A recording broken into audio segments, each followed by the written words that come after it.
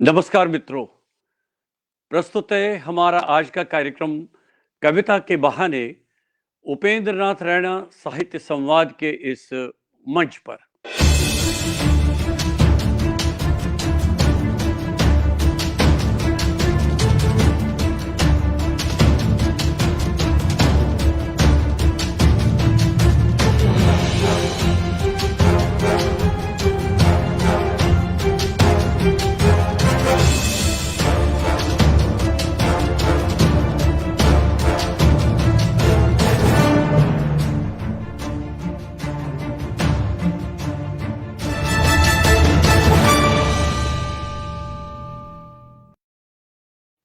दोस्तों, कविता के बहाने के आज इस कार्यक्रम में हमारे साथ कुल्लू हिमाचल प्रदेश से जुड़ेंगे भी थोड़ी देर में सुप्रसिद्ध कवि और समीक्षक श्री गणेश गनी।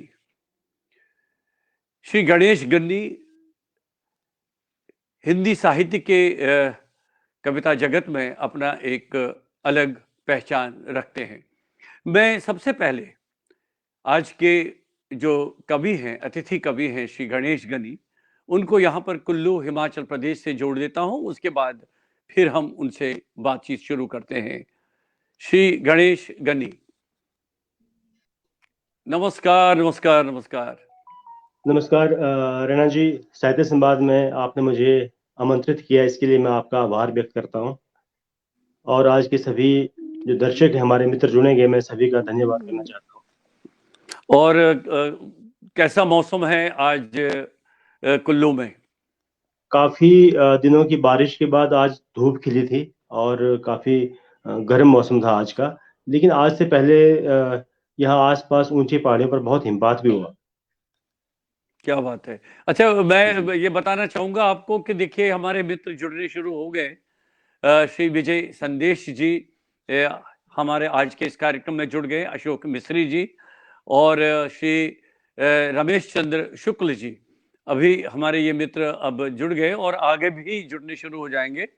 तो मैं अपने मित्रों को आपका पहले, क्योंकि हमारे ये इस कार्यक्रम की शुरू में ये प्रथा है कि हम जो हमारे अतिथि होते हैं उनका एक संक्षिप्त सा परिचय देते हैं। बाद में जो आज के हमारे अतिथि हैं वो स्वयं उपस्थित हैं, उन्हीं से बातचीत में सब कुछ पता चलता है।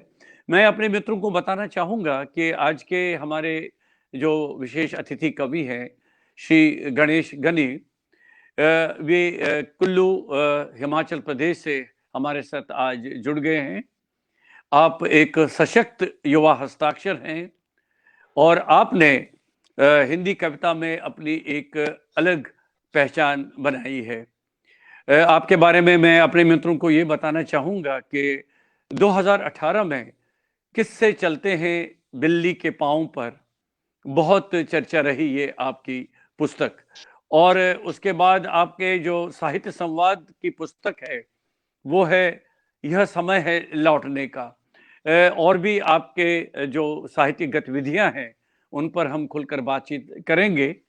और विशेष रूप से आपकी जो रचनाएं हैं, आपकी जो कविताएं हैं, वो देश भर की प्रतिष्ठित पत्र पत्रिकाओं में प्रकाशित हो चुकी हैं। तो बाकी तो हम गणेश जी आपसे ही सबको जानेंगे। बातचीत बिल्कुल खुली है, ये मंच आपका है और बिल्कुल निसंकोच रूप से आप हमारे साथ बातचीत करिए। और मेरे लिए सौभाग्य की बात है कि जो दिल्ली में सुप्रसिद्ध रंगकर्मी हैं श्री डॉक्टर सुवर्ण रावत जी, वे भी हमारे साथ जुड़ गए हैं। अजय शर्मा जी जो पंजाब से हैं, बहुत बड़े लेखक हैं, अच्छे लेखक हैं, वो भी हमारे साथ जुड़ गए हैं। इस तरह से मित्र जुड़ते जा रहे हैं। तो गणेश जी, वास्तव में कहाँ से हैं आप? आप तो मुझे लग रहा है कि जो पहाड़ हैं, जो प्रकृति की गोद में है, आपका जन्म हुआ है। तो अपने मित्रों को बताइए। उपेंद्र नाथ रैना जी, मैं वास्तव में जम्मू कश्मीर का एक पड़ोसी क्षेत्र है पांगी घाटी। ये आदिवासी क्षेत्र है जिला चंबा का। तो मैं मूल रूप से तो पांगी घाटी का हूँ और यहाँ कुल्लू में पिछले 20 साल से यहाँ रह रहे हैं हम लोग। काम के सिलसिले में पिताजी ने यहाँ घर बनाया था, तो और पढ़ाई लिखाई के लिए हमको, क्योंकि वहाँ पर सुविधाएं नहीं थी पांगी घाटी में उन दिनों, तो कोई यातायात और बिजली पानी की कोई सुविधा नहीं थी, टेलीफोन नहीं होता था। तो जब मेरी जो प्राथमिक शिक्षा हुई है वो पांगी घाटी से हुई है, और ये बिल्कुल जम्मू कश्मीर के किश्तवाड़ और पाडर से लगता क्षेत्र है। और वहाँ लगभग उस वक्त हाई स्कूल ही होते थे, तो हाई स्कूल के बाद की पढ़ाई के लिए हमको शहर आना पड़ता था। तो या तो जिला चंबा जो मुख्यालय है हमारा, वहाँ हम लोग चंबा जाते थे, या फिर लाहौल स्पीति से होते हुए रोहतांग क्रॉस करके हम लोगों को कुल्लू आना पड़ता था। तो इसीलिए जब पढ़ाई के सिलसिले में बाहर आए रैना जी, तो कुल्लू में उन दिनों पिताजी ने यहाँ पर घर बनाने का फैसला लिया होगा, ताकि बच्चों की पढ़ाई चल सके, और इसलिए हम लोग जो है अब यहाँ कुल्लू में रहते हैं। लेकिन अब पांगी घाटी भी सड़कों से जुड़ गई है, तो वहां पर भी अब सुविधाएं होना शुरू हो गई हैं। लेकिन पहले के दौर में, आज से लगभग 2 दशक पहले, ये बिल्कुल एक कटा हुआ क्षेत्र था, और आदिवासी क्षेत्र है। हालांकि मैं इसका बहुत ज्यादा जिक्र नहीं करता। हिंदी साहित्य में बहुत वाद है, ये आदिवासी कवि हो गए, दलित कवि हो गए, दूसरे कवि, इस तरह का। लेकिन मैंने कभी इस बात का जिक्र नहीं, ज्यादा मैं नहीं करता हूँ। हालांकि मेरे परिचय में तो ये आता ही है कि मैं मूल मूल रूप से पांगी घाटी से हूँ। तो इसलिए हम लोग यहाँ अब तो हम कुल्लू में रहते हैं, लेकिन कभी कभार हम लोग अपने गांव जाते हैं बीच में।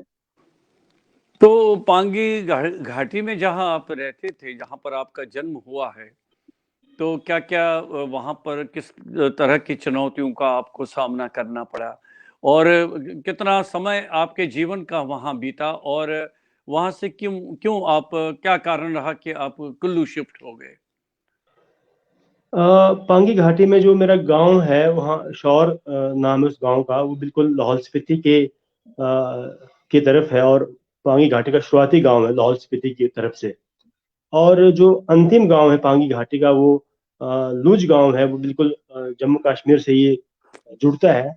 तो मेरे गांव में, शौर में, उन दिनों एक प्राथमिक पाठशाला थी 5वीं तक, और मेरे गांव से दूसरे गांव में, पुर्थी गांव में, मिडिल स्कूल था, जो कि मेरे गांव से लगभग 4 मील की दूरी पर था। तो 5वीं पास करने के बाद हमको एक तरफ 4 मील चलना पड़ता था पैदल, जंगल के रास्ते से। कच्ची पगडंडियां होती थी, सड़कें तो थी नहीं, गाड़ियां तो हमने कभी देखी भी नहीं थी। तो ये 4 मील का सफर तय करके हम लोग स्कूल पहुंचते थे, मतलब 5वीं क्लास के बाद, छठी क्लास, 7वीं क्लास और 8वीं क्लास। तो और 4 किलोमीटर शाम को वापस आना, 4 मील वापस आना, लगभग ये 6 किलोमीटर का डिस्टेंस था। तो 8वीं क्लास में जब मैं पहुंचा, तो पिताजी ने मुझे अपने हमारे जिला मुख्यालय चंबा भेजा, क्योंकि दूसरा स्कूल जो था वो बहुत दूर था हमारे घाटी में, तहसील के मुख्यालय किलाड़ में। हाई स्कूल तो था बेशक, लेकिन वो भी बहुत दूर था, और वहाँ भी हमको बाहर रहना पड़ना था किराए के मकान में। तो पिताजी ने सुविधाओं को देखते हुए हमको चंबा भेजा, और वहाँ पर 8वीं क्लास के बाद की मेरी पढ़ाई जिला मुख्यालय चंबा में हुई, और लगभग मैंने वहाँ पर ये अपना कॉलेज से बीए किया। और बीए करने के बाद फिर मुझे चंडीगढ़ भेजा गया, और चंडीगढ़ में मैंने वहाँ पर पंजाब विश्वविद्यालय से अपने आगे की पढ़ाई जो है पोस्ट ग्रेजुएशन पीयू से किया। तो जी यही जी। कारण थे कि पढ़ाई के लिए हमको पांगी घाटी से बाहर जाना पड़ा। और रैना जी, मैं एक बात और आपसे शेयर करना चाहता हूँ कि उन दिनों और अब भी घाटी से बाहर जाने के केवल 4 मार्ग थे, चारों दर्रे थे, पासेस थे। रोहतांग पास, तो यदि रोहतांग पास को क्रॉस करना हो, तो फिर हमको पांगी घाटी से लाहौल स्पीति को पूरा चल के जाना पड़ता था। कुछ रास्ता बसों का था और बाकी तो पैदल था। और दूसरा रास्ता वहां से एक और पास है, साच पास, और तीसरा भी एक पास है, चैनी पास। और जो चौथा रास्ता था रैना जी, वो था बाया जम्मू होकर। मतलब पांगी घाटी जब बाहर निकलोगे, तो आपको किश्तवाड़ होकर, जम्मू से पठानकोट होते हुए हमको जिला मुख्यालय चंबा पहुंचना पड़ता था। तो ये भी कारण थे कि बहुत दुर्गम क्षेत्र होने के कारण, और रास्ते नहीं होते थे, पैदल चलना पड़ता था मीलों। और इस तरह की चीजों के कारण जो था, ये भौगोलिक कठिनाइयों के कारण हम लोग जो है वो वहां से बाहर हमको भेजा गया। जिनके पास सुविधाएं थी, जिनके माँ बाप अपने बच्चों को भेज सकते थे वो तो भेजते थे, लेकिन बहुत सारे लोग जो गरीब परिवार के लोग थे वो लोग अपने बच्चों को बाहर नहीं भी भेज सकते थे। तो ये कारण है सर कि मैं उन कठिन परिस्थितियों से गुजरते हुए मेरी रचनाओं में भी चीजें आती हैं, लेकिन हमने बहुत सहज रूप से जीवन को जिया। कभी हमको ये लगा ही नहीं कि बहुत मुश्किल था। या अब देखिए आजकल वहां पर बर्फ पड़ रही है, तो अभी तो ये जो रोहतांग टनल बनने के बाद तो रास्ता खुल गया है, बाया जम्मू किश्तवाड़ से होते हुए भी अभी बसें चलती हैं बीच बीच में बर्फ को साफ करके। उन दिनों तो लगभग 6 महीने तक बंद होता था घाटी, 6 महीने तक ये शेष दुनिया से कट जाती थी। तो फिर भी बड़े सहज और सरल रूप से हम लोग जीवन जीते थे, हमारे पेरेंट्स और वहाँ के लोग। कभी इस बात का रोना नहीं रोया कि बहुत मुश्किल थे या बहुत ही कठिन दिन बीते, ऐसा नहीं था, क्योंकि वो स्वाभाविक तौर पर वहाँ के जलवायु को हमने अपने जीवन में उतार लिया था और उसके साथ प्रकृति के साथ मेल जोल करते हुए जीवन को जीते थे और बहुत अच्छा भी लगता था। तो वहां पर आप जिस अपनी जो पांगी घाटी की आप बात कर रहे हैं, तो क्या कुछ साहित्यिक वातावरण था वहाँ के आपके परिवार में, या आपको कुछ प्रेरणा वहाँ से उस स्थान से मिली, उस जगह से मिली कि आप बस कवि बन गए? वहां पर साहित्यिक वातावरण तो कोई भी नहीं था, लगभग शून्य के बराबर। और परिवार से तो कोई ऐसा व्यक्ति नहीं था जो साहित्य पढ़ता या लिखता हो। लेकिन पाठ्यक्रम की पुस्तकों में साहित्य होता था उन दिनों, कविताएं, कहानियां, वो हिंदी के पाठ्यक्रम में या अंग्रेजी के पाठ्यक्रम में ये चीजें शामिल थी। और वहां पर कोई साहित्यिक गोष्ठी का कोई मतलब नहीं था इस तरह की। हाँ, लेकिन लोक जो था वहाँ का बहुत समृद्ध है। लोक संस्कृति, लोकगीत, लोक कथाएं, किस्से, कहानियां, ये लोग हम ये चीजें हमको अपने परिवार में दादियों से और जो बड़े बुजुर्ग थे उन लोगों से कभी कभार सुनने को मिलते थे। क्योंकि जीवन का जो एक वर्ष का जो 6 महीने का हिस्सा था सर्दियों वाला, तो वो हिमपात के दौरान वहां पर कोई काम तो होता नहीं था।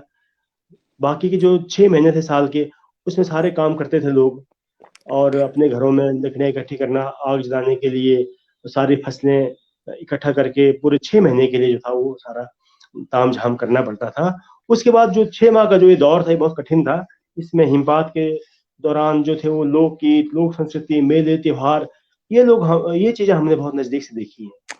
तो हो सकता है कि कहीं उस बात का असर हो। और इवन बाद के दिनों में भी हिमाचल में जहाँ हम लोग पढ़े वहां कोई हमने ऐसा साहित्यिक माहौल तो नहीं देखा। लेकिन कुछ लोक संगीत, लोकगीत सुनकर या रेडियो पर जो वार्ताएं होती थी, रेडियो पर जो कथाएं, कहानियां सुनाई जाती थी, वो बहुत आकर्षित करती थी। तो उसी आकर्षण के कारण शायद वो धीरे धीरे कहीं सबकॉन्शियस माइंड में रहा हो और उन बातों को हमने याद रखा हो और इससे रुचि पैदा हुई हो, ऐसा हो सकता है। लेकिन जिस तरह से आपने पूछा कि कोई साहित्यिक माहौल, वो तो ना के बराबर था रैना जी, ऐसा कुछ था नहीं।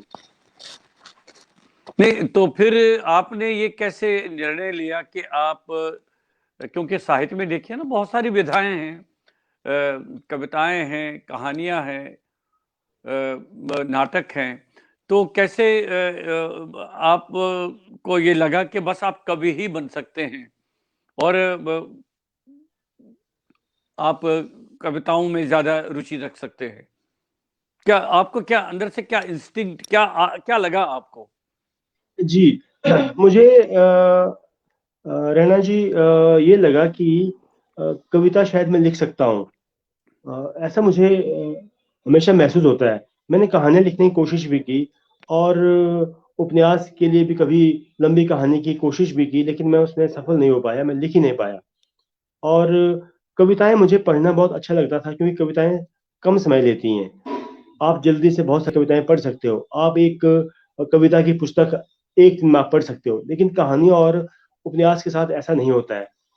लेकिन सबसे बड़ी बात मेरे साथ ये भी रही कि मैंने बाद के दिनों में कहानियां बहुत पढ़ी। कविताओं के अलावा मैं कहानियां बहुत पढ़ता हूँ, अब भी पढ़ता हूँ। और बीच में जो ये पाठ्यक्रम में जो कहानियां होती थी, कॉलेज में या उससे पहले स्कूली दिनों में, विश्वविद्यालय के दिनों में, तो उनको कहानियों को मैंने पढ़ा है। तो कहानियों की तरफ पढ़ने का मेरा बहुत रुझान है, मैं पढ़ता हूँ। अगर मुझे अच्छी कहानी मिल जाए तो मैं हमेशा उसको पढ़ता हूँ, और उसका मैं अपने दोस्तों के साथ जिक्र भी करता हूँ। और कविताओं के साथ ऐसा हुआ कि मैंने कविताओं को लिखने का फैसला तो ऐसा कुछ लिया नहीं, कोई एक दिन की घटना तो ये शायद रही नहीं होगी। और मैंने बहुत कम कविताएं लिखी है, मेरे एक ही कविता के एक ही संग्रह आया हुआ है। लेकिन मैंने ये जो सोशल मीडिया के दौर में बहुत सारे कवियों को पढ़ा, और ये जो पढ़ने के साथ साथ फिर बीच में बहुत विमर्श उठते थे कि कविता के पाठक नहीं है रैना जी, और ये कविता के पाठक कम हो रहे हैं, कविता की किताबें नहीं बिकती हैं, और उपन्यास कहानियों की किताबों की मांग बहुत रहती है, और प्रकाशक भी कविताओं को छापना नहीं चाहते हैं क्योंकि इस पुस्तक की मांग कम रहती है। तो मुझे ये सवाल बड़ा अजीब लगता था, क्योंकि हर एक कार्यक्रम में, चाहे वो राजनीतिक कार्यक्रम हो, चाहे साहित्यिक हो, चाहे कोई और कार्यक्रम हो, स्कूलों के हो, कुछ भी हो, हर आदमी कविता की पंक्तियां बोलता है मंच में अपने भाषण से पहले। हर व्यक्ति गजल कहेगा, शेर कहेगा। तो मैं सोचता था कि ये क्या मतलब हुआ इसका, ये दूरी जो हम बना रहे हैं कि कविता के पाठक कम हो रहे हैं, ये कुछ मुझे संभव नहीं लगा। तो मैंने कुछ कविताएं लिखी थी और मैं पत्रिकाओं में भेजता था, और साहित्यिक पत्रिकाओं में वो कविताएं छपी भी। छपने के बाद मेरा थोड़ा सा मुझे लगा कि अब मुझे कविता पे और काम करना चाहिए। तो सोशल मीडिया के दौर में मैंने बहुत सारे कवियों को, जो नए कवि थे या जो सोशल मीडिया पर बहुत एक्टिव रहते थे, उनकी कविताओं को पढ़ते पढ़ते मैंने उन कुछ पंक्तियों को वहां से लिया और फिर उनके ऊपर कुछ टिप्पणियां करना शुरू किया, जिसको लोगों ने बाद में कहा कि किस्सात्मक आलोचना है, ये किस्सों के माध्यम से आप कविताओं को पाठकों तक पहुंचाते हैं। तो फिर जो मेरी मेरी पहली किताब आई थी, किस्से चलते हैं बिल्ली के पांव पर, तो ये वही किताब है जिसमें लगभग मैंने 50 कवियों के ऊपर टिप्पणियां की है। हालांकि ये कोई अध्यापकीय आलोचना नहीं है, या जो जिस तरह की आलोचना होती है, इसमें आलोचना के गुण तो नहीं है, ये लोग भी कहते होंगे कि ये आलोचना नहीं है। लेकिन बहुत मित्रों ने कहा कि इस किताब को पढ़ने से हम कविता के और करीब आए हैं। नहीं तो क्या होता था हिंदी साहित्य में कि कवि को देखकर कविता पढ़ते थे लोग, या कवि का नाम सुनकर कविता छापते थे। अब कविता के पास जाने का तरीका और क्या हो सकता है कि वो किस्सों में, कहानियों में उसको गूंथ कर आगे लेकर, मेरा एक ही मकसद था कि मैं अपने संवाद के माध्यम से पाठक को कविता तक लेके जाऊं। वो चाहे रैना जी की कविता हो, चाहे किसी भी नए आदमी की कविता हो। मैं बहुत लोगों से मिला ही नहीं हूँ, ना मेरी कोई टेलीफोन पे बात हुई है जिन पे भी मैंने मैंने लिखा हुआ है।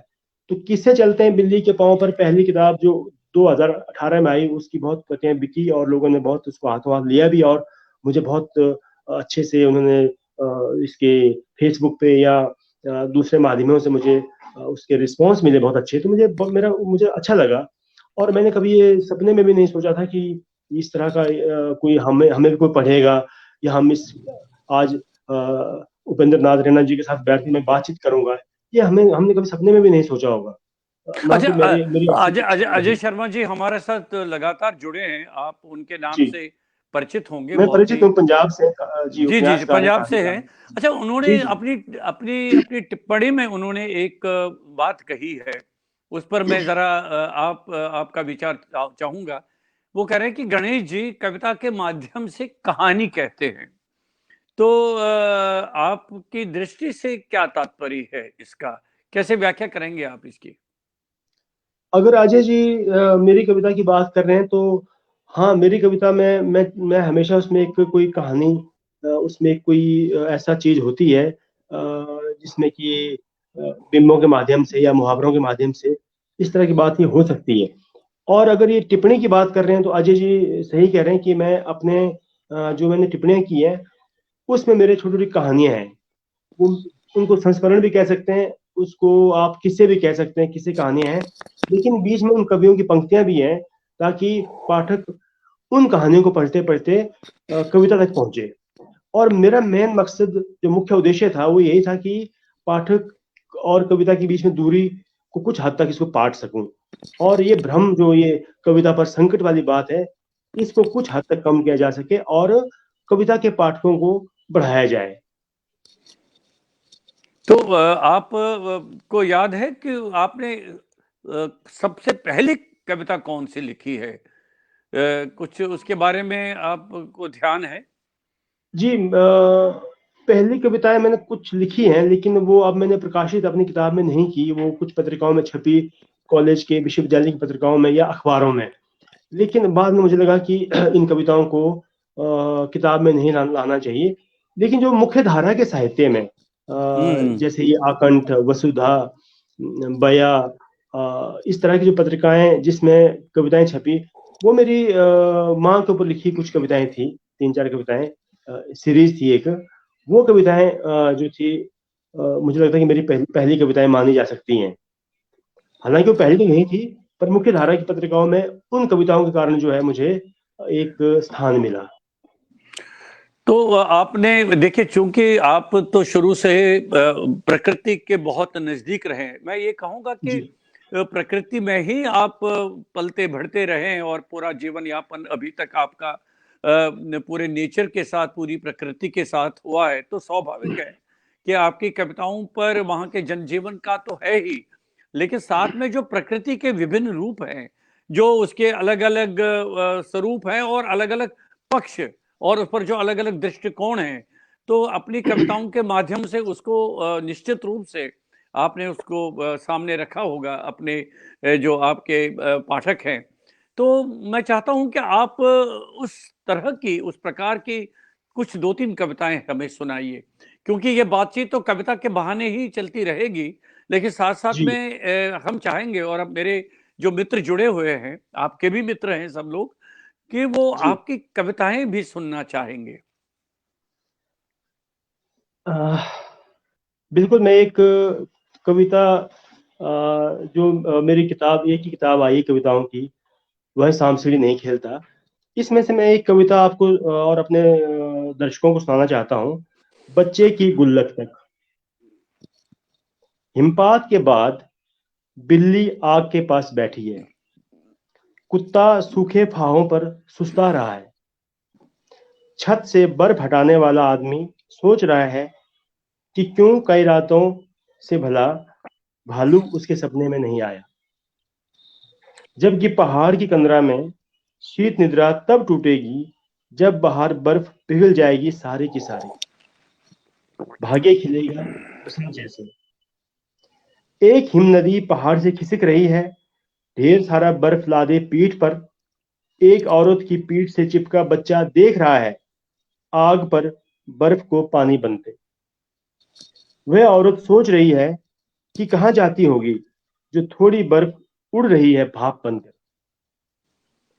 वो बच्चा चुपके से चाहता है फिसलना पीठ से, पर मां जानती है अभी जमीन उबड़ खाबड़ है। प्रजा की सहनशीलता बढ़ती जा रही है, पर राजा को पता है 16 आने उसकी नाक कट गई है। अब वो जीभ से सूंघ लेता है, फिर भी जब भी निकलता है शिकार पर जंगल सदमे में चला जाता है। लूट के तौर तरीके बदल चुके, बाजार सेंध लगाकर हो चुका है दाखिल घर में। क्या बात है, क्या बात उसकी नजर उसकी नजर पहुंच चुकी है बच्चे की गुल्लक तक। अलाव तापता एक बूढ़ा बच्चों को सुना रहा है कथा राक्षस और देवता की। मैं सोच रहा हूं कि जितना बोलना था बोला कहीं उससे अधिक गया, जितना सुनना था सुना कहीं उससे कम गया। क्या बात है। जी अच्छा, डॉक्टर सुवर्ण रावत जी जो हमारे साथ लगातार आपकी कविताएं सुन रहे हैं, बहुत जी बड़े रंगकर्मी हैं, दिल्ली में हमारे जी परम जी मित्र जी हैं। तो जी उनकी एक जिज्ञासा है, गणेश जी, वो कह रहे हैं कि जी। बिल्ली के ही पांव क्यों, किसी और जानवर के क्यों नहीं, क्या इसमें कोई खास वजह है क्या? डॉक्टर जी, उनको मैं ये बताना चाहता हूँ कि बिल्ली जो है, क्योंकि हमारे घरों के आसपास रहती है, और इवन जो कैट फैमिली का और जानवर है वो भी हो सकते हैं, लेकिन बिल्ली बहुत दबे पांव चलती है, ये हमने देखा है हमेशा। ये आवाज नहीं करती है। तो जो ये किस्से हैं, ये कहानियां हैं, ये भी ट्रैवल करते हैं हमेशा, एक क्षेत्र से दूसरे क्षेत्र तक, दूसरे से तीसरे, और एक देश से दूसरे देश तक हमारे किस्से कहानियां ट्रैवल करते हैं हमेशा। तो एक बिल्ली, कहते हैं जैसे मुहावरा है कि बिल्ली दबे पांव चलती है, आवाज नहीं होती है। तो ये किस्से और कहानियां भी इस तरह से ट्रैवल करते हैं कि हमें मालूम ही नहीं होता कि कहाँ से कहाँ पहुंच गए। इसलिए मैंने हमेशा ये जो है वो अपनी किताब का शीर्षक भी रखा कि किससे चलते हैं बिल्ली के पाँव पर। अच्छा अच्छा। जी ये मतलब अब डॉक्टर साहब ने सुनी होगी जी आपके बात। अभी श्री सतीश धर साहब भी हमारे साथ जुड़े हैं। उनका भी एक उनके ने भी एक व्याख्या एक प्रश्न आपके सामने रखा है, उस पर भी बातचीत करेंगे। जी कविता को कोई खतरा नहीं है, इन खतरों की आप कैसे व्याख्या करते हैं? जी ये धरजी का प्रश्न है। ये हाँ, ये धैर्य का प्रश्न है। अच्छी बात है कि बातचीत भी साथ में चलती रहेगी, आपकी कविताएं भी होती रहेंगी। तो क्या कविता का जो मूल मंत्र है कि उसको बहुत ही संवेदनशील होना चाहिए, कविता को मानवीय मूल्यों के प्रति बहुत सजग रहना चाहिए।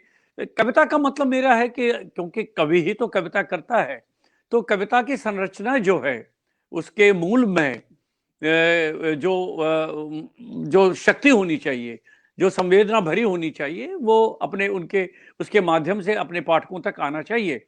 लेकिन अगर कुछ आपको लग रहा है कि खतरा है कविता को, क्या खतरा है, किससे खतरा है? क्या कवि से खुद खतरा है उसको, या कविता मैंने की हमेशा कवि कवि के सोच से खतरा है? जी मैंने हमेशा रैना जी ये बात की और धरजी से मेरी बहुत बात होती है। और हम्म। सतीश धरजी खुद एक अच्छे कवि हैं और कवि से अधिक ये कविता के बहुत ही मर्म को जानते हैं और बहुत इनकी समझ बहुत उम्दा है कविता को लेकर। तो कविता के ऊपर तो कोई खतरा नहीं है, न कविता पे कभी संकट रहा। लेकिन जो लोग ये कहते हैं कि कविता पर संकट है, दरअसल वो खुद ही कविता के ऊपर संकट है। क्योंकि बहुत राजनीति भी तो होती है ना कवियों के बीच में। साहित्य की राजनीति तो बहुत खतरनाक है। साहित्य की राजनीति तो जो देश की राजनीति है उससे भी खतरनाक है। क्योंकि अपने अपने मठ बने, अपने अपने गढ़ बने हुए हैं। हम इस विषय पर ज्यादा नहीं उलझेंगे। लेकिन जहां तक मुझे भी ये महसूस हो रहा है कि जो लोग ये कहते हैं वो लोग कविता के जानकार मुझे कम लगते हैं, लेकिन राजनीति के जानकार ज्यादा लगते हैं वो। तो हमेशा ये पुरस्कार वाले हो गए, संपादक हो गए, कोई और जिस तरह के प्रकाशक हैं, जिस तरह की गेम की सेटिंग करते हैं बैठ बैठ के, और इसलिए इनको लगता है कि कविता पर संकट है। हमेशा अच्छे कवियों को हाशिए में धकेला गया। ये पहले भी होता आया और अब भी हो रहा है और आगे भी होगा। इसको रोकना बहुत मुश्किल है। लेकिन सोशल मीडिया के ज़माने में बहुत नौजवान युवा कभी अच्छा लिख रहे हैं, वो आगे आ रहे हैं। अब रोकना बड़ा मुश्किल है। रैना जी, अब आप सोचिए कि एक मेरे जैसा व्यक्ति जो दूर-दराज के पहाड़ों में रहता है, आज अगर सोशल मीडिया नहीं होता तो शायद हम और आप बात ना कर पाते। शायद आप मुझे पढ़ भी ना पाते कभी, या मैं आपको जान ही नहीं पाता। मैं आपकी कविता पाठ सुन ही नहीं पाता। क्योंकि किताबों का पहुंचना बहुत मुश्किल है। हम हमेशा किताबों को नहीं ला सकते। कितनी किताबें छपती हैं रैना जी, जिनको हम पढ़ना चाहते हैं। हमारे पास धन की कमी हो सकती है और हर एक किताब, हर एक कवि की किताब हर पाठक तक पहुंचना बड़ा मुश्किल है। लेकिन ये सोशल मीडिया है, इसने कविता की रीच को बढ़ाया है और पाठकों तक पहुंचा है। तो मुझे लगता है कि कविता के ऊपर ना तो कोई संकट है, संकट हम लोगों ने खुद क्रिएट किया हुआ है। चाहे वो कवि संकट बने हुए हैं। संकट एक बात का जरूर है, जो कवियों की भीड़ लगी हुई है ना, और हर कवि चाहता है कि मेरी कविता का पाठ हो, मुझे पुरस्कार मिले, मेरी किताब छपे। यहाँ बहुत ये एक जरूर संकट है। लेकिन ये संकट भी दूर होगा, क्योंकि अच्छी चीज ही टिकेगी सर, और बाकी का तो वो उसकी लाइफ बहुत कम होगी। जो जो लिखेगा वही बचेगा, जो रचेगा वही बचेगा। जो अच्छा होगा, जिसको पाठक सराहेंगे अंत में, वो चीज आपकी कालजे रहेगी। बाकी तो मुझे नहीं लगता कि कोई फर्क पड़ेगा, चाहे सभी लोग लिखना शुरू कर दें। अगर कविता पे संकट होता या कवि कम होते हैं तो ये इतनी बाढ़ आई हुई है सोशल मीडिया पर कवियों की, ये कहाँ, ये क्यों आती फिर? हर एक कवि के अपने अपने पाठक हैं और हर कवि को अपने अपने पाठक तैयार करने भी चाहिए। हमारे पास इतना बेहतरीन मंच है कि हम अपने पाठकों तक पहुंच सकते हैं। और यदि हमारी कविता कमजोर होगी और उस कविता में दोहराव होगा, जो बातें पहले लिखी जा चुकी हैं उन्हीं बातों को हम दोहराएंगे अलग अलग तरीके से, तो हमको पाठक ही दूर कर देगा। और हमको ये बात समझना, इस बात को समझना चाहिए। ऐसा मुझे लगता है रैना जी। जी जी जी जी। अच्छा, एक कवि के रूप में आपने हिंदी कवि के रूप में आपने अपनी एक अलग पहचान बनाई है, इसमें कोई संदेह नहीं है। आपकी कविताएं जो हैं आपका जो कविताओं के बिंब विधान है, आपके कविताओं का जो उनकी संरचना है, और विशेषकर जो आपके कविताओं का जो कथ्य होता है वो बिल्कुल अलग तरह से होता है, और उसका जो कविता में जो अपना एक प्रवाह होता है, एक फ्लो जो होता है, वो अलग तरह का है। और साथ साथ में आप एक अच्छे समीक्षक भी इस रूप में माने जाते हैं कि आप बेबाकी से और आप अपनी शर्तों पर उन कविताओं की समीक्षा करते हैं, उनकी व्याख्या करते हैं, उनकी चीरफाड़ तो मैं नहीं कहूँगा, कई लोग चीरफाड़ शब्द का यूज करते हैं, लेकिन चीरफाड़ नहीं करेंगे उनको। आप कविताओं को अपने हिसाब से, अपने एक समीक्षक होने के नाते से आप उनका उन कविताओं का मकसद क्या है, उन कविताओं का उद्देश्य क्या है आपके सामने, उसको आप अपनी समीक्षा के माध्यम से अपने मित्रों के सामने, अपने पाठकों के सामने रखते हैं। तो कैसे आप का जो कवित्व है, आपका जो कवि है और आप एक समीक्षक के रूप में जब आप समीक्षा करते हैं, तो कैसे आप अपने जो आपका कवि है उससे आप भिन्न हो जाते हैं, और जब आप कविता करते हैं तो आप अपने समीक्षक को क्या साथ में रखते हैं, या उससे अलग होकर आप एक विशुद्ध रूप से एक कवि के रूप में कविता लिखते हैं, कविता करते हैं? रैना जी, इसका ये उत्तर हो सकता है कि यदि एक कवि समीक्षक भी है तो उसको अपनी समीक्षा में या अपने आलोचना में उसी काव्यात्मक भाषा का प्रयोग करना चाहिए। तो कवि तो साथ रहेगा रहेगा, लेकिन जब आप किसी कविता को पढ़कर उसके ऊपर टिप्पणी करते हो तो वो टिप्पणी महज एक उस कविता की व्याख्या नहीं होनी चाहिए। तो इसलिए जो मैंने स्थानीय चीजों को, स्थानीय किस्सों को, कहानियों को, मुहावरों को उन समीक्षाओं में लाया, और कहीं न कहीं कोई न कोई कहानी लाकर कविता के साथ जोड़ा और फिर कविता को आगे बढ़ाया, दूसरी पंक्ति के साथ फिर किसी और कवि की कविता को लाया। तो ये तो करना ही पड़ेगा। उस वक्त आपको कभी थोड़ा पीछे रहना चाहिए, क्योंकि आप एक कविता के साथ अदरवाइज न्याय नहीं कर पाओगे। तो अब एक इसका एक और भी जवाब ये हो सकता है कि बहुत लोग कहते हैं कि कविता के ऊपर संकट इसलिए भी है क्योंकि कविता के आलोचक नहीं है, कवि बहुत हैं, और कविता और पाठक के बीच आलोचक सेतु का काम करता है। अब आप देखें, हिंदी साहित्य में बहुत ही गिने चुने आलोचक रह गए हैं। जो पुराने आलोचक हैं हमारे अगली पीढ़ी के, जो पहले ही वाली पीढ़ी के, वो बहुत कम है। नया आलोचक कविता के ऊपर काम नहीं कर रहा है, बहुत गिने चुने नाम आपको नजर आएंगे। तो फिर इस संकट को भी दूर करने के लिए, कविता को पाठकों तक पहुंचाने के लिए हम कवियों में से ही आलोचक बनना पड़ेगा। हमारा काम मात्र लिखना ही नहीं है, हमें औरों के लिखे हुए को पढ़ना चाहिए, और अगर उसमें से कुछ बेहतरीन चीज लगती है तो उसको पाठकों तक पहुंचाने की जिम्मेवारी भी हमारी है। तो दोनों का बड़ा मिला जुला असर होगा। यदि आप कविता से प्रेम करते हैं सही मायनों में, और कविता में आप बहुत डूबे हुए हैं, तो मैं शर्तीय तौर पे कह सकता हूं कि आप दूसरे की कविता को भी सराहोगे मुक्त कंठ से। कभी आप उसमें राजनीति नहीं करोगे, कभी भेदभाव नहीं करोगे, अच्छी कविता होगी। मैंने मेरी 3 किताबें आई है रैना जी। एक किसे चलते हैं बिल्ली के पांव पर, हवा को जाने नहीं देगी, और यह समय है लौटाने का। ये तीनों पुस्तकें, इसमें लगभग 100 के करीब कवियों पर मैंने टिप्पणियां की हैं। इसमें मेरी कोई कविता नहीं है, सिर्फ टिप्पणियां हैं। जबकि इसके इनके इस काम को छोड़कर मैं कविताएं लिखकर अपनी किताबें भी निकाल सकता था, और प्रकाशकों ने मुझे भरपूर सहयोग दिया। लोग कहते हैं प्रकाशक नहीं मिलते, प्रकाशक पैसे मांगते हैं। ऐसा नहीं है। यदि आप ईमानदारी से, लोकतांत्रिक तरीके से लिखोगे तो प्रकाशक आपकी किताब मांगेंगे और छापेंगे। वो मुझे बहुत सहयोग मिला प्रकाशकों का, उन्होंने किताबें छापी और पाठकों ने उनको किताबों को लिया भी। तो ये नहीं है, और ऐसा भी नहीं करना चाहिए हमको कि पहले जिन्होंने लिख लिया, जो वरिष्ठ कवि, उनके ऊपर नहीं लिखना है, या जो नए हैं इनके हम इंतजार करें ये कब इनका नाम होगा तब हम लिखेंगे। तो मेरे हिसाब से हम कवियों को ही अपने भीतर से एक आलोचक भी तैयार करना चाहिए, बेशक वो समीक्षक हो, टिप्पणीकार ही हो।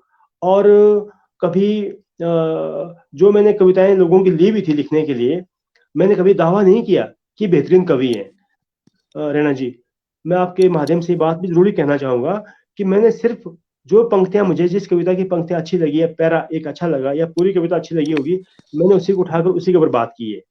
मैंने कोई दावा नहीं किया कि कमजोर कविता ये बेहतरीन कविता है, या इस कविता का कवि जो है वो बहुत बड़ा महान कवि है या महान होने वाला है। नहीं, हो सकता है उसकी बहुत कमजोर कविताएं हो सकता है कि बाद के दिनों में वो कवि अच्छा ना लिखे, कमजोर लिखे। तो ये दावे मैंने अपनी किताब में कभी नहीं किए। मैंने सिर्फ उस कविता के ऊपर टिप्पणी की कि इस कविता को पाठक को पढ़ना चाहिए। तो एक मेरी मेरी भी एक जिज्ञासा है गणेश जी, आप एक समीक्षक के रूप में ये कैसे निर्णय ले सकते हैं और तय कर लेते हैं कि ये कविता अच्छी नहीं है और ये कविता बहुत अच्छी है? क्या मतलब क्या मापदंड है आपके पास उसका? जी, बहुत बेहतरीन सवाल है, और इस सवाल का जवाब होना भी चाहिए ऐसा। जहां तक मुझे लगता है कि जो कविता आपके हृदय को छूती है और लगता है कि ओह, अचंभित हो जाए हम, लगता है कि ये तो मेरी बात थी, ये मैंने क्यों नहीं लिखा आज तक, ऐसी कविता जब कोई सामने आएगी रैना जी, तो इसका कोई मापदंड नहीं है। लेकिन कविता में यथार्थ हो, बहुत कोरी कल्पना ना हो, और कविता आपको आपके हृदय को छुए, और कविता में ईमानदारी हो, और उसमें कोई न कोई विमर्श का मुद्दा भी हो। बेशक कलाबाजी ना हो, बहुत ही कलाबाजी ना हो, कि उसको आपने कल्पना के माध्यम से, कला के माध्यम से बहुत ही सजा धजा कर प्रस्तुत किया है। तो वो कविता आपको खुद कहेगी, जब आप पढ़ेंगे तो आपको लगता है ये बात तो मुझे, ये मेरी बात है, ये बात तो मैंने, मुझे भी लिखनी चाहिए थी। तो इस तरह की चीजें जब सामने आएंगी तो आप उस कविता के साथ जुड़ेंगे और जुड़ाव बनेगा। लेकिन जो कविता काल्पनिक होगी, वो कविता से आपकी दूरी, उस कविता से दूरी जरूर बनेगी। आप पढ़ तो लेंगे उसको, लेकिन बहुत देर तक आप उसको याद नहीं रख पाएंगे। हमें खुद मालूम पड़ेगा कि ये कविता याद रखने लायक है, या इसका हमारे साथ, हमारे जीवन के साथ कितना बड़ा प्रभाव इसका, इस कविता का पड़ेगा। तो मेरे ख्याल से ये इस तरह के जो बिंदु हैं ये आकर्षित करते हैं सर। अदरवाइज तो बहुत सारी कविताएं लिखी जा रही हैं, बहुत कवि हैं, आपको हर दिन आए दिन आपको फेसबुक से, व्हाट्सएप ग्रुप्स के माध्यम से, और गूगल पे बहुत सारी कविताएं पढ़ने को मिलेंगी। लेकिन चंद कविताएं या चंद पंक्तियां आपको दिन में अगर कोई मिल जाए तो लगता है कि यार ये कविता लिखी गई है। और रेणु जी, मैं एक चीज का और ध्यान रखता हूँ, जहां तक मुझे लगता है कि कविता में दोहराव आएगा तो आपको मालूम हो जाएगा। जैसे मान लो कोई प्रेम कविता लिख रहा है, तो प्रेम कविता तो बहुत लिखी जा चुकी है पहले से भी। तो अगर हम प्रेम कविता लिख रहे हैं तो उसमें नया क्या है? नए बिंब, नए रूपक, नए प्रतीक, नई भाषा, नया शिल्प, कुछ तो नया हो उसमें, तो हम जरूर पढ़ेंगे। विषय हमेशा वही रहेंगे, प्रेम का विषय रहेगा, सामाजिक जो ये संघर्ष है उसके विषय रहेंगे। हमारा समाज बहुत, इसमें बहुत जटिलता है, जटिल मुद्दे भी आएंगे, मुद्दे ये पहले भी आए थे। पर लेकिन हम जो नया क्या लिख रहे हैं, अगर लगता है कि ये तो पहले लिखा जा चुका है और पहले के कवियों ने हमसे बेहतर लिखा है, तो फिर हम उसको क्यों दोहराएं? इससे अच्छा है कि हम उसका अध्ययन करें, हम पुराने जो कवियों ने लिख दिया है, हम उन कविताओं को पढ़ें, उनका चिंतन और मनन करें, और तब जाकर कुछ आगे नई बात बनती है उससे अलग, तो लिखना चाहिए। तो ऐसा यदि कहीं कहीं रैना जी, कभी कभी हमें लगता है कि ये कविता कुछ नयापन लेके आई है, इसमें ताजगी है, भाषा की ताजगी है, इसके शिल्प, शैली, बिंब, मुहावरे कुछ नए हैं, नयापन लेकर आए हैं, तो वो कविता हमको आकर्षित करती है और उसके उसके ऊपर लिखने का अपना मन करता है। जी। चलिए ये तो एक ऐसा विषय है, ऐसा सवाल है जिस पर बहुत बड़ी बहस भी हो सकती है, हो सकती और है इससे जी, जुड़े बिल्कुल। और इससे जुड़े हुए कई और मुद्दे हो सकते हैं जिन पर बिल्कुल। बातचीत हो सकती है। लेकिन हम सिर्फ बातचीत में ही उलझे रहेंगे। हमारे मित्र जो लगातार जुड़े हैं वो आपसे कुछ कविताएं भी सुनना चाहते हैं। तो जी। आप कुछ कविताएं सुनाएं जो खास करके, क्योंकि देखिए मुझे लग रहा है कि आप चूंकि स्वयं प्रकृति की गोद में बैठे हुए हैं, तो जी। स्वाभाविक है कि वहाँ के पर्यावरण का, वहाँ के वातावरण का, वहाँ के परिवेश का निश्चित रूप से प्रभाव होगा आपकी कविताओं पर। तो कुछ कविताएं सुनाइए, हमको अच्छा लगेगा। हम तो दिल्ली में बैठे इस महानगर में, जहाँ तरफ चारों तरफ प्रदूषण है, जहाँ चारों तरफ शोर शराबा है, एक मैकेनाइज्ड लाइफ जीवन चल रहा है, तो हमारे यहाँ से तो कविता वैसे ही आएगी ना। तो हमें तो पहाड़ की उस बयार से, पहाड़ की उस हवा से और सुगंध से कुछ कविताएं सुनाएं, हमको अच्छा लगेगा। मैं एक कविता पढ़ना चाहता हूँ। जैसा कि आपने जिक्र किया, और आपके हर एक प्रश्न में ये था कि एक कविता का कवि से क्या संबंध होना चाहिए। कवि का कविता से संबंध। क्या बात है। चमकती गर्म धूप में जो ध्वनि बर्फ पिघलने पर निकलती है, कविता उसमें गूंजती है। चमकती गर्म धूप में जो ध्वनि बर्फ पिघलने पर निकलती है, कविता उसमें गूंजती है। कविता हवा में तैरती है, बादलों में छिपकर। कविता बच्चों की निश्चल और भोली शरारतों में खेलती है। कविता पानी की सतह के नीचे धाराओं में बहती है। क्या बात है, क्या बात है। कविता कविता खुले हुए किवाड़ों के पीछे छुपन छुपाई खेलती है, जिधर केवल स्त्री देखती है बुहारते वक्त, और फिर कविता आंचल में छुप जाती। कविता बचपन के दिनों की यादों के झरोखों पर बैठी है, बनते रिश्तों और टूटते संबंधों के दरमियान चलने वाली सांसों में जीती है कविता। और अंतिम बात, कवि का कविता से संबंध तो बस इतना सा है जितना कि एक पौधे का अपने फूल के साथ होता है खिलने तक। वाह वाह वाह, क्या बात है, क्या बात है। बहुत सुंदर, बहुत बहुत सुंदर। सुनाइए सुनाइए, एक दो कविताएं और सुनाइए, बहुत बढ़िया। एक कविता और मैं आपके सामने पढ़ना चाहता हूँ रैना जी। जी जी जी, स्वागत है आपका। भीतर एक गांव, एक नदी, एक पुल, सबके अपने अपने गांव होते हैं। जिनके नहीं होते, उनके भीतर भीतर भी बसने लगते हैं एक समय बाद धीरे धीरे गांव अपने अपने। एक गांव के भीतर मैं हूं, एक गांव मेरे भीतर है। शौर बहुत धीरे धीरे, कछुए की गति से भी आधी रफ्तार में अपने विस्तार को बढ़ा रहा है। एक नदी चनाब है मेरे भीतर, आर पार चट्टानों में जकड़े लोहे के मोटे रस्सों पर झूलता एक पुल। मैं अकेला नहीं हूं कि मेरे साथ साथ गांव और नदी चल रहे हैं हाथ पकड़े। और ये जरूरी भी हो जाता है जब भूलने लगते हैं आहिस्ता आहिस्ता गांव और नदी हमें। पुल झूलने से इनकार कर देता है हवा को। हमारी खेलने की गोपनीय जगहें हो जाती हैं गुम अचानक किसी रोज। छुपन छुपाई के लिए धरती के वो रहस्यमय कोने कर देते हैं, दे देते हैं जब हमारी ही खबर।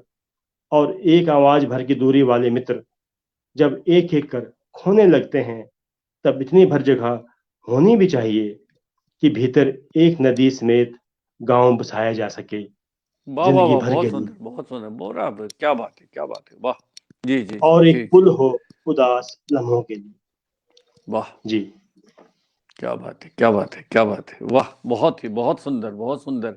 बहुत अच्छा, बहुत बहुत आपकी आभार। कोई कविता है, हमारे साथ रमेश चंद्र शुक्ल जी जुड़े हैं, उसकी पीठ पर फिर झुक जाती है, कौन सी कविता है ये आपके? जी, उसकी पीठ फिर झुक जाती है। जी जी जी हाँ, मैं ये जरूर सुनाऊंगा। मुझे देखने में एक आध मिनट लग सकता है। अ, ये कविता भी इसमें भी गांव के कुछ जो स्थानीयता बहुत जरूरी है कविताओं में। तो जी जी स्थानीयता जब आएगी कविताओं में रैना जी, तो लोग उसे इसलिए पसंद करेंगे कि उसमें उनको लगता है कि इसमें कुछ नयापन है। जी जी जी, और नयापन और जो ताजगी है, ये पाठकों को हमेशा आकर्षित करती है।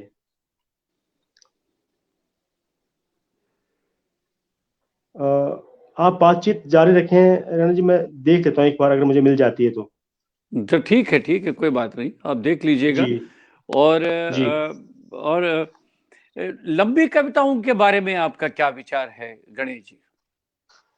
जी, लंबी कविताएं होनी चाहिए। और मैंने तो ये भी पढ़ा था कि लोग कहते हैं कि एक कवि का असली पता तब लगता है कि ये कितना अच्छा कवि है जब वो लंबी कविता लिखता है। लेकिन रैना जी, लंबी कविता लिखने के खतरे बहुत हैं। लंबी कविता एक कुशल कवि लिख सकता है, क्योंकि उसका सारा जो है वो शुरुआती पंक्ति से लेकर अंत तक उसका जो है एक जोड़ चलते रहना चाहिए। कहीं टूटना, अगर टूटेगा, कविता में कोई प्रॉब्लम मुश्किल आएगी, तो फिर लंबी कविता खराब हो सकती है। तो एक कवि की कुशलता पे निर्भर करता है कि वो कवि यदि लंबी कविता लिख रहा है तो उसका तारतम्य नहीं टूटना चाहिए, ऐसा मुझे लगता है। और अच्छे कवि की परख भी तभी हो सकती कि जब वो बेहतरीन एक लंबी कविता लिखे, जी ये जी होनी तो चाहिए। और छोटी छोटी जी जी कविताओं से ज्यादा असर डालती छोटी कविताएं, लेकिन लंबी कविता भी आपके अंदर रोचकता बनाए रख सकती है यदि उसका जो बहाव है वो बिल्कुल पानी की तरह हो। क्या बात है। जी तो अब वो कविता सुनाइए आप। अगर नहीं मिली तो और कोई सुनाइए, आप, कोई चिंता की बात नहीं है। जी जी जी जी। जी जी अ, उन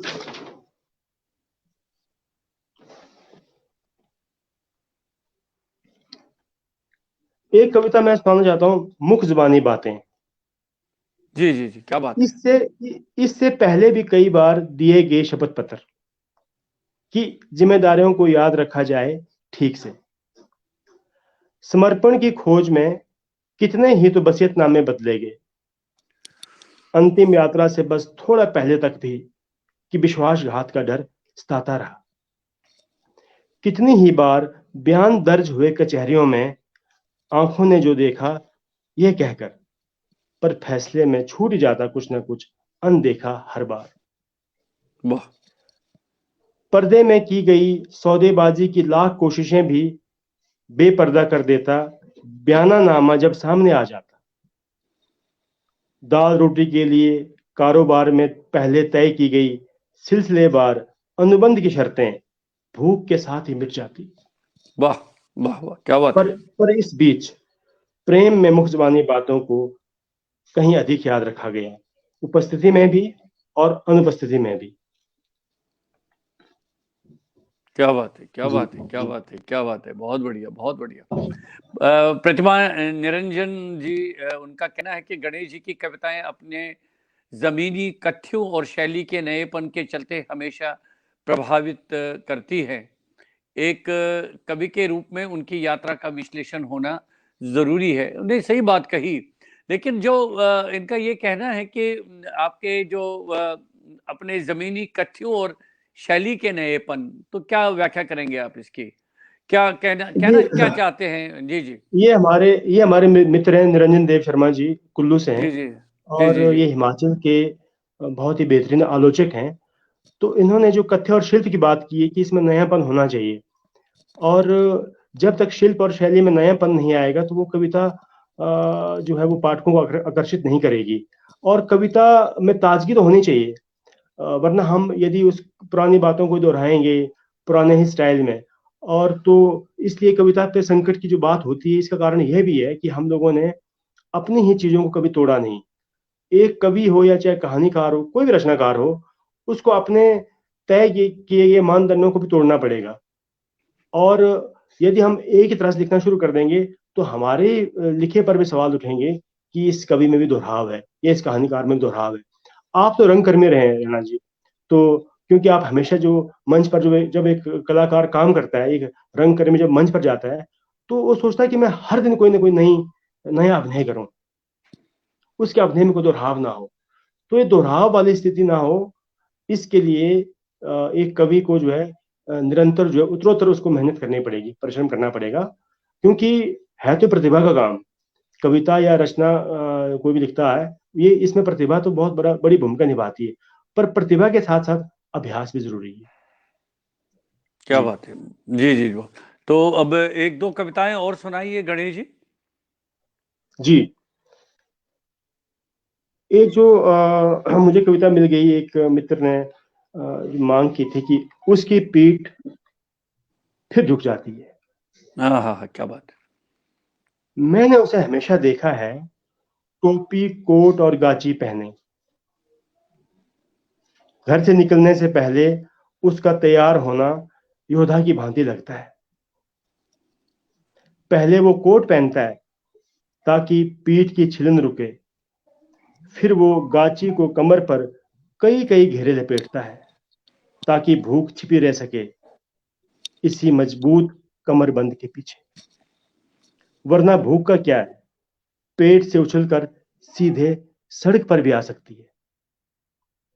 अंत में बड़े अदब के साथ वो अपने दोनों हाथों से रखता है टोपी अपने सर पर, और यही वो क्षण है जब उसकी झुकी पीठ अचानक से हो जाती है सीधी, यह घर से निकलने का समय है। अगर आप सुनोगे तो मैं शाम का किस्सा भी सुना सकता हूं। इतना बता दूं कि शाम वाले दृश्य में उसकी पीठ फिर झुक जाती है, पर यह थाली से रोटी का कौर मुंह तक पहुंचाने का समय होता है। जी। बहुत बढ़िया, बहुत अच्छा, बहुत सुंदर। तो आप क्या समझते हैं कि एक समीक्षक, जब मैं आपके जो आपका कवि व्यक्तित्व है उस पर भी साथ साथ में बात तो होती रहती है, आपकी कविताएं भी सुन रहे हैं, और साथ जी। में आप एक बहुत अच्छे समीक्षक भी हैं, और अपनी अपनी शर्तों पर, अपनी भाषा में, अपनी शैली में, और जो आपकी अपनी समझ है उसके बलबूते पर आप उसकी समीक्षा करते हैं कविताओं की। तो आपकी नज़र में एक जी। तटस्थ समीक्षक, क्योंकि कभी-कभी ऐसा लगता है गणेश जी कि समीक्षकों में भी, आलोचकों में भी अलग-अलग वर्ग बन चुके हैं कि ये इस तरह की जी। कविताओं के जी। समीक्षक हैं, वो उस तरह की कविताओं के समीक्षक हैं। तो एक जिसको जी। कहते हैं कि जो एक सही मायने में कि हम कैसे कहें कि ये आपने मतलब जो आपकी व्याख्या है उस समीक्षक की, इसने बहुत ही तटस्थ भाव से, मूल विशुद्ध रूप से एक रचना की ये समीक्षा की है। ये तो तय करना थोड़ा मुश्किल लगता है, लेकिन पाठक इस बात को भी समझ जाता है, क्योंकि यदि हम कविता के मर्म को समझते हैं, एक पाठक जब कविता पढ़ता है और उसकी समीक्षा जब वो पढ़ेगा, तो उसे मालूम हो जाएगा कि ये क्या इस आलोचक ने सही मायने में इसकी कविता को खोला है या चलताऊ किस्म की कोई समीक्षा लिख दी है। ये मुझे लगता है कि पाठक की तैयारी भी चाहिए। तभी कहते हैं कि हमको कविता को समझने के लिए या कविता की समीक्षा को समझने के लिए एक पाठक को अपनी पाठ की तैयारी भी रखनी चाहिए। और रैना जी, सवाल तो ये बहुत सही है। तभी तो कुछ आलोचकों को पाठकों ने नकार दिया। पाठकों ने कहा कि ये आलोचना तो एक प्रशस्ति पत्र है, ये इसने कविता को नहीं ये खोला। बहुत बहुत अच्छी व्याख्या की, सही बात कही आपने जी। कि आलोचना तो एक अब प्रशस्ति पत्र है। प्रशस्ति सही पत्र, बात। क्योंकि जो कविता के कुछ अर्थ हैं वो खुलने चाहिए। और रैना जी, मुझे एक बात याद आ रही है। मैं तो ये कहता हूँ कि समीक्षा वो होनी चाहिए जो कभी खुद अचंभित रहे कि अरे, ये तो मैंने सोचा नहीं था ये कविता लिखते वक्त। मेरे मन में कुछ और भाव थे जब मैं कविता लिख रहा था, लेकिन इस आलोचक ने या इस समीक्षक ने तो इसका एक नया एंगल ढूंढ लिया। तो ये समीक्षा और आलोचना जो है, ये इस किस्म की जब तक सामने नहीं आएगी, तब तक जो है वो पाठकों का अपनी कविता से दुराव थोड़ा बना रहेगा। क्योंकि मैं फिर कहूंगा कि समीक्षकों की भूमिका बहुत महत्वपूर्ण है। ये पाठक और कवि के बीच का एक सेतु है जो बहुत ही ईमानदार और बहुत ही मेहनती होना चाहिए, परिश्रमी होना चाहिए।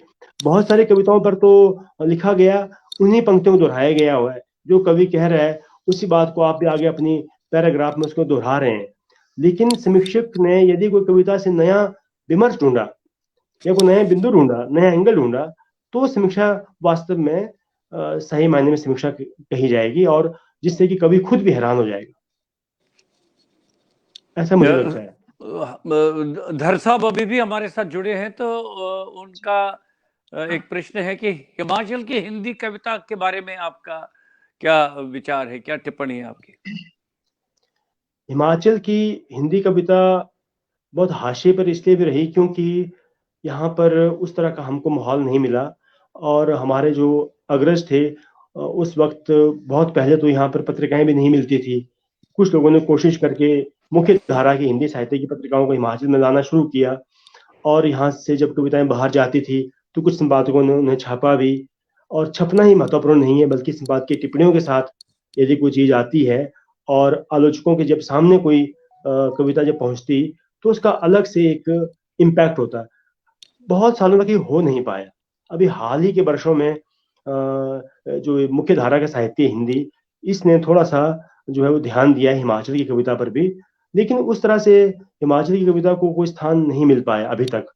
और कुछ गिने चुने लोगों ने इसमें प्रयास किए भी और उसमें कामयाब भी रहे। और यही कारण है कि अभी धीरे धीरे मुख्य धारा की साहित्य में जो है वो हिमाचली कहानी और कविता जा रही है।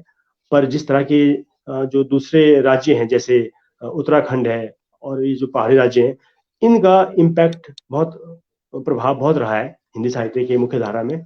लेकिन उस तरह का हिमाचल का हिंदी साहित्य की मुख्य धारा में अपना स्थान हिमाचल का रचनाकार बना नहीं पाया। अब मुझे लगता है कि समय आ गया है कि बाहर के जो संपादक हैं, आलोचक हैं, उन्हें भी इस ओर अपनी दृष्टि डालनी चाहिए और बेबाक होकर बहुत ईमानदारी से यहाँ के जो कहानीकार हैं, कवि हैं, उनकी कविताओं को पढ़ा जाना चाहिए और उन पर कुछ टिप्पणी ऐसी होनी चाहिए कि ताकि उनका भी आगे मनोबल बढ़े और हो सकता है कि आने वाले समय में कोई बहुत बेहतरीन कहानी और कविता हिमाचल से भी निकल आए। अभी तक ऐसा मुझे लगता है कि आलोचकों की कमी कहें या हमारे अपने ही हिमाचल में जो साहित्यकार हैं, उनकी कोई कुछ कमियों के कारण जो है वो मुख्य धारा की साहित्य में हम अपना दखल अभी बहुत मजबूती से रख नहीं पाए हैं। पर मुझे बहुत यकीन है कि आने वाले बहुत थोड़े समय में हिमाचल के जो हाशिए वाले रचनाकार हैं, उनको भी स्थान मिलेगा, या जो वरिष्ठ लोग थे जिन्होंने लिखा तो बहुत है और उनका जो ये उन पर भी नजर जाएगी जरूर।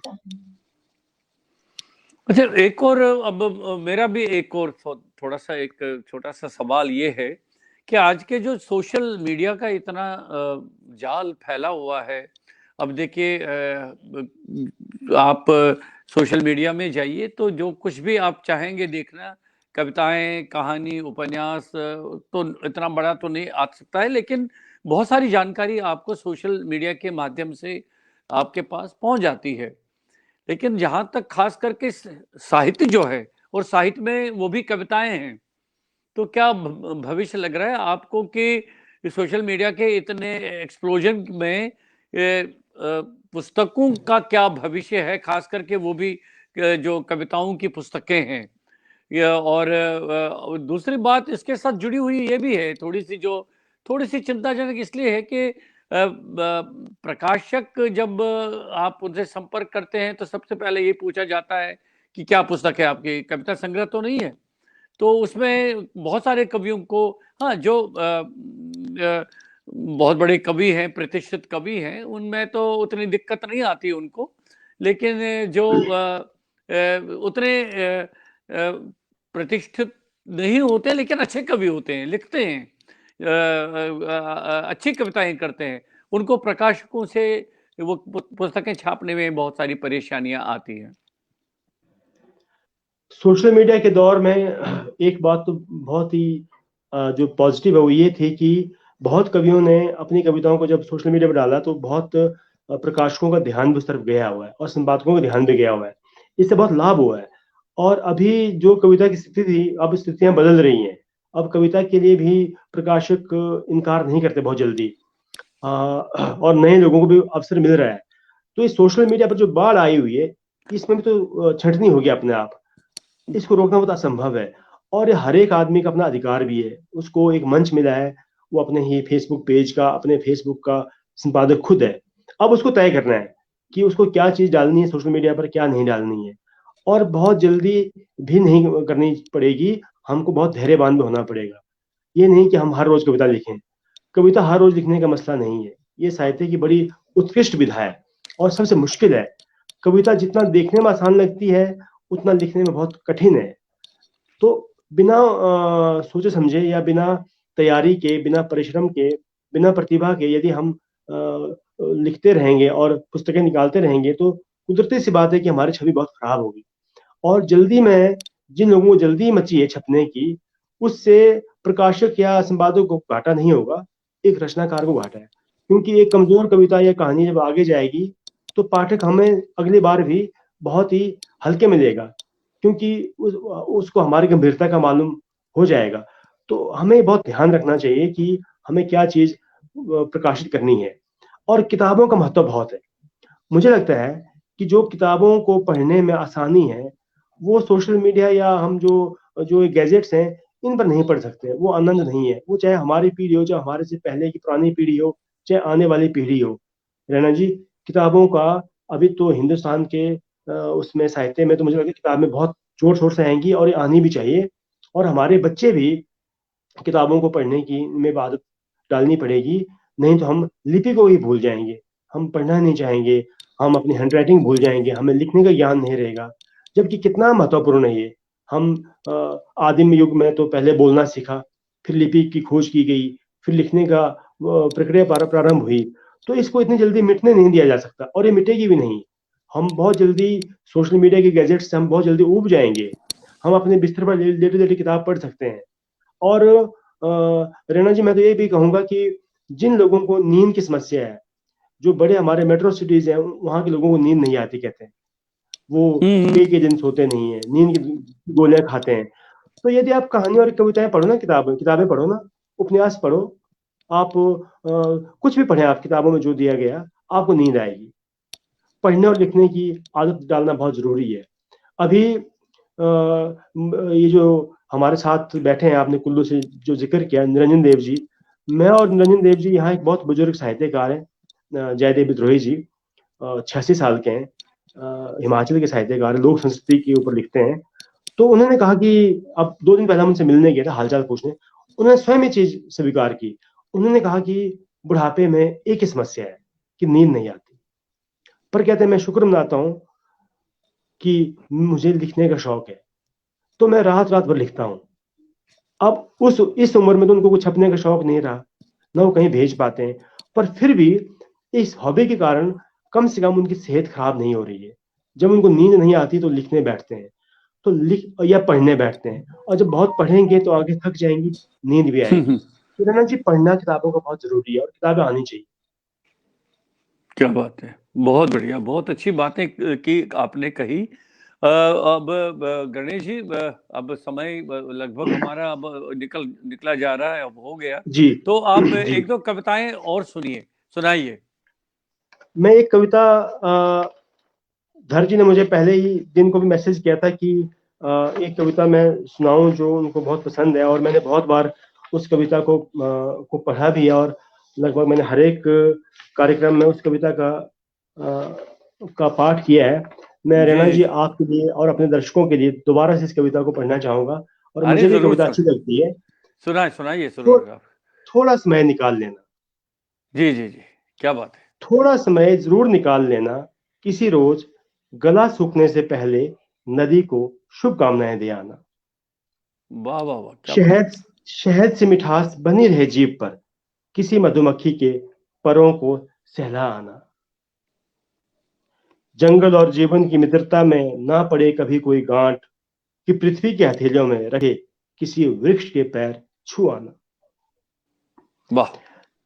जताना आभार धूप का, सर्दियों की किसी गुनगुनी दोपहरी में, और चांद से पूर्णिमा की रात हाथ उठाकर प्रार्थना कर आना पूरे मन से, कि असर अमावस की रात तक रहे। वाह वाह। हवा का ऋण चुकाया नहीं जा सकता, कि एक लंबी गहरी सांस लेकर वायुमंडल में मस्तिष्क झुका आना। बहुत बढ़िया। दुआएं देने से पहले बताना उसे इस तरह से, कि कहाँ अनजान हूं उसके प्रेम की हद से, जो कभी कही ही नहीं जा सकी। लौटते हुए उस बात को सोचकर फिर बेहिसाब खुश हो लेना। बस केवल एक सुबह से शाम तक का सारा समय उसे दे आना। वाह वाह वाह, क्या चढ़ाई बात शुरू करना एक बिहान किसी पहाड़ी पर, और गोधुली में मुड़ आना तलहटी में। जहां से पहाड़ी आरंभ होती है, ठीक उस रेखा का स्पर्श बता देगा पहाड़ जैसे जीवन का रहस्य। बस है। अरे घुटनों वाह, के क्या बल बात है, झुककर बहुत बढ़िया, माथा बहुत टेक सुंदर, आना। बहुत सुंदर, बहुत सुंदर, बहुत सुंदर। जी जी जी। बन जाना किसी दिन अचानक से मिली एक अनजान शव यात्रा का हिस्सा। चुपके से कंधा दे आना, और फिर हो जाना गुम। जीवन और मृत्यु के वजन का हिसाब लगा लेना। इतना भर समय निकाल लेना कि जब शमशान आराम कर रहा होगा, ठीक उस वक्त आसपास एक दो पौधे रोप आना। वाह जी, वाह वाह वाह, बहुत सुंदर, बहुत सुंदर, बहुत सुंदर, बहुत सुंदर। क्या बात है, क्या बात है, क्या बात है, वाह वाह वाह। और कुछ सुनाना चाहेंगे, एक और कविता। जी, बहुत आभार। एक अंत में मैं एक कविता सुनाना चाहता हूँ। जी जी। वह सांप सीढ़ी नहीं खेलता, शीर्षक इस कविता की एक पंक्ति है। जी जी। वह जब चुप रहता है, वह जब चुप रहता है, उसके चेहरे पर उस वक्त चांद आराम कर रहा होता है। वह जब हंसता है, उसकी आंखों से तितलियां उड़ रही होती हैं। वह जब जब रूठता है, ऋतु बदल जाती है तब तब। जब लगता है कि वह कुछ नहीं कर रहा, दरअसल तब वो इंद्रधनुष पर प्रत्यंचा चढ़ाने के बारे सोच रहा होता है। अरे वाह, क्या बात है, बहुत सुंदर, बहुत सुंदर।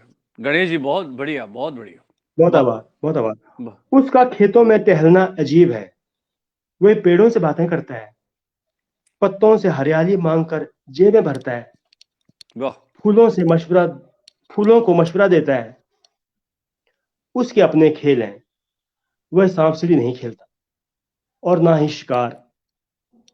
जब लगता है कि वह कागज के जहाज उड़ा रहा है, उस क्षण वह हवा में जाकर घूमती पृथ्वी को निहार रहा होता है।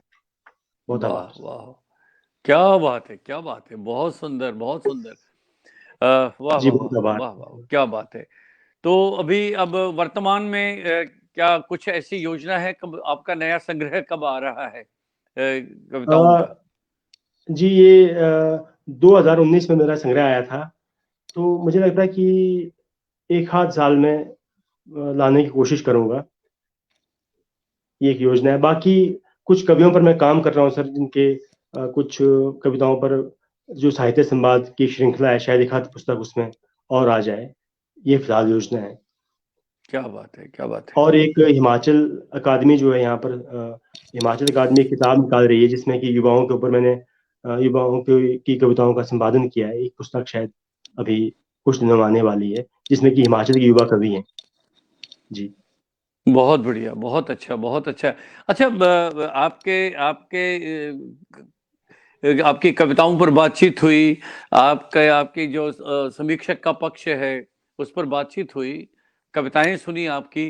अब साहित्य के इतर, साहित्य से के अतिरिक्त क्या रुचियां हैं आपकी? पेंटिंग है, संगीत है, कला है, बहुत सारी विधाएं हैं।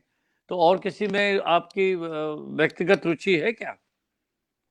जी मुझे संगीत सुनना बहुत अच्छा लगता है। मैं गज़लें और पुराने गीत सुनता हूँ।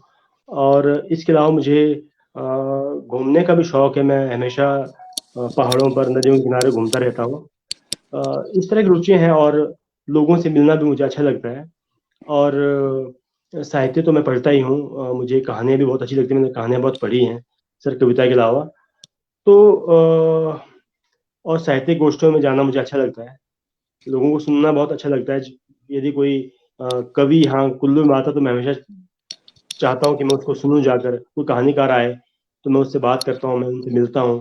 तो उनसे मिलकर मुझे बहुत कुछ सीखने को मिलता है।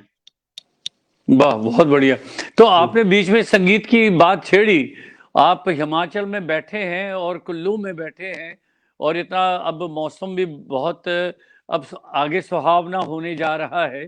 तो जी। कुछ अगर अच्छे हैं तो कुछ वहाँ के लोकगीत की कुछ पंक्तियां सुनाइए, थोड़ा सा गुनगुनाइए, अच्छा लगेगा हाँ। हमको। और इसी के साथ हम आज के कार्यक्रम को फिर यहीं पर समाप्त करेंगे। नहीं सुनाइए थोड़ा। रमन जी, मैं सुना नहीं पाऊंगा ना। मैं मुझे गाने का बिल्कुल वो नहीं है, नहीं, तजर्बा नहीं है। थोड़ा सा किसी कोई धुन लेके सुनाइए ना, अच्छा लगेगा। कोई लोकगीत अच्छा है, बताइए। वहां के जनजीवन से जो जुड़ा हुआ लोकगीत है वहां। जी। जी। अ, ऐसा कोई मुझे एकदम याद भी नहीं आ रहा और मैं सुना नहीं पाऊंगा ये। आपने बहुत वो फंसाने वाला प्रश्न कर दिया। इस पे मैं आपसे माफी चाहूंगा। जी। जी। चलिए, बहुत अच्छा लगा गणेश जी। मन करता है तो आपसे और बातें करेंगे, लेकिन जी। आगे भी हाँ, हमारा मुझे संगीत मैं कार्यक्रम। सुनता हूँ बहुत। संगीत सुनने का मुझे शौक रहा है, तो मैं सुनता हूँ संगीत। गीत सुनता हूँ मैं, स्थानीय और लोकल जो हिमाचल के गीत भी सुनता हूँ, पंजाबी गीत भी सुनता हूँ। पर मैंने कभी गुनगुनाया नहीं, गाया नहीं सर। तो माफी चाहूंगा क्या? इसके लिए। नहीं, कोई जी। बात नहीं, कोई बात नहीं, बहुत बढ़िया, बहुत अच्छा लगा आपसे बातचीत करके, और विशेषकर जी। आपकी कविताएं सुनकर। और आपने अपनी कविताएं सुनाई, आपने समीक्षा, अपने एक समीक्षक के रूप में अपने बारे में बातचीत की, और कविताओं के अलग अलग पक्षों पर भी यहाँ पर बातचीत हुई। और चूंकि हमारा ये कविता के बहाने आपकी कविताएं सुनते सुनते और अन्य विषयों पर भी बातचीत हुई, कविता के बहाने जी आपसे मेरा आज बहुत करीबी से सामने, चाहे सोशल मीडिया के माध्यम से ही सही, आपके दर्शन हुए। बहुत अच्छा लगा गणेश गनी जी। और मेरी इच्छा है आप खूब लिखिए, आपको खूब हिंदी साहित्य को और समृद्ध करिए अपने योगदान से। आपकी और पुस्तकें आए। हमारा कि ये कहेंगे हम आपसे थोड़ा बहुत बड़े हैं, हमारा आशीर्वाद आशीष आपके साथ है। और साथ में समीक्षा की बहुत अच्छी पुस्तकें भी आप इस हिंदी साहित्य को दीजिए, बहुत अच्छा लगेगा। और मेरी शुभकामनाएं आपके साथ है। अब नया वर्ष, अब तो आज 11 तारीख हो गए, लेकिन फिर भी हम आपको नए वर्ष पर शुभकामनाएं दे रहे हैं। अच्छी बात है। और सबसे बड़ी समस्या जो आजकल ये कोरोना की स्थिति है, तो हम ईश्वर से चाहते हैं कि जल्दी जल्दी हम इस संकट से मुक्त हो जाएं, ताकि व्यक्तिगत रूप से हम एक दूसरे के करीब आएं, एक दूसरे से मुलाकात करें, एक दूसरे को सुने सुनाएं। तो उसमें तो अलग ही कुछ और आनंद होता है। तो गणेश गनी जी जी, मैं आपका आशीर्वाद और स्नेह बनाए रखें सर। बहुत आभार, साहित्य संवाद में आपने मुझे अवसर दिया और आपको बहुत बहुत शुभकामनाएं, बहुत आभार। और जिस तरह से आपने ये दुआ की है कि हम इस महामारी से जल्दी मुक्ति पाएं और ये दुनिया बहुत स्वस्थ और सुखी रहे, इसी कामना के साथ मैं फिर एक बार इस साहित्य संवाद में, उपेंद्र नाथ रैना साहित्य संवाद में आपको बहुत आभार व्यक्त करता हूँ। और जो लोग हमसे जुड़े थे सभी मित्रों का बहुत बहुत धन्यवाद, आभार, और स्नेह और आशीर्वाद बनाए रखें। बहुत बहुत धन्यवाद गणेश जी। हम आपका आभार व्यक्त करते हैं कि आप हमारे इस पटल पर आए, और हमने आपने यहाँ पर अपनी कविताएं सुनाई, अपनी बात हमारे सामने रखी।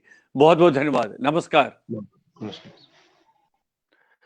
मित्रों, उपेंद्र नाथ रैना साहित्य संवाद के आज के इस मंच पर कविता के बहाने कार्यक्रम में हमारे साथ उपस्थित थे कुल्लू हिमाचल प्रदेश से श्री गणेश गनी, जो एक सुपरिचित कवि और समीक्षक हैं।